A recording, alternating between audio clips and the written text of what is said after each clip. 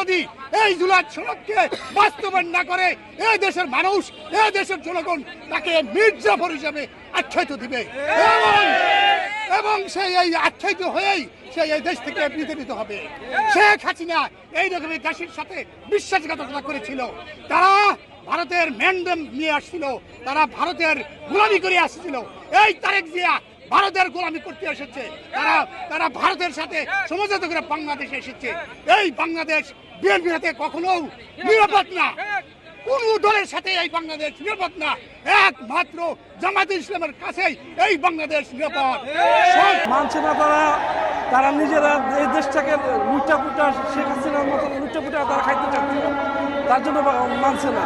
আমাদের জুলাই সনদকে আমরা এত রক্ত দিয়েছি, শহীদ হয়েছে এই জুলাই সনদের জন্য, তারা মানতেছে না। তাদেরকে এখন বাধ্য করা হবে মানার জন্য, কারণ আমরা আর স্বৈরাচার সরকারের দেশে দেখতে চাই না। এই দেশের ভিতরে আমরা স্বৈরাচার সরকার দেখতে চাই না। আমরা দেশটা কিভাবে শান্তি চাই সেই ব্যবস্থা করার জন্য আমাদের জুলাই সনদ বাস্তবায়ন করতেই হবে। আমরা এই দেশে শান্তি চাই, গণভোট বাদ করতে পারবো না, কথাই শেষ। গণভোট জনগণের জন্য, হাজার হাজার ছাত্র মারা গেছে, দেখা দেশ স্বাধীন করতে ছাত্ররাও না।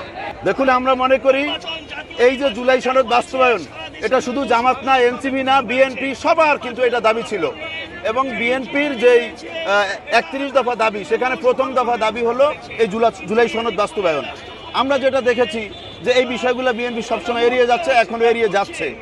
আমি স্বরাষ্ট্রমন্ত্রী সালাউদ্দিন আমাদের কাছে জানতে চাই যে আপনি কিভাবে ভারত গেলেন, কিভাবে এতদিন থাকলেন, কোথায় ছিলেন, এবং ইলিয়াস পিনাকি যে ছবি ভাইরাল করছে সেটা সত্য কিনা, এই সমস্ত বিষয়ের অবশ্যই জবাব দিবেন। যদি জবাব না দেন তাহলে আমরা ধরে নেব আপনি ট্রেনিং প্রাপ্ত।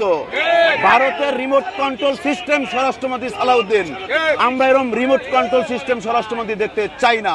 এমনকি আমি যখন এই কথা বলি তখন আমি শঙ্কায় থাকি যে আমাকে গুম করা হবে কিনা। আওয়ামী লীগের আমলে গুম করলে সেটা মানবাধিকার সংগঠনগুলো তদন্ত করতে পারতো, কিন্তু এখন যেটা দেখলাম যে মানবাধিকার সংগঠনগুলোর তদন্ত রিপোর্টও তারা প্রত্যাখ্যান করতে চাচ্ছে, এটাও তারা চায় না। তার মানে তারা যা ইচ্ছা তাই করবে, কেউ কিছু বলতে পারবে না।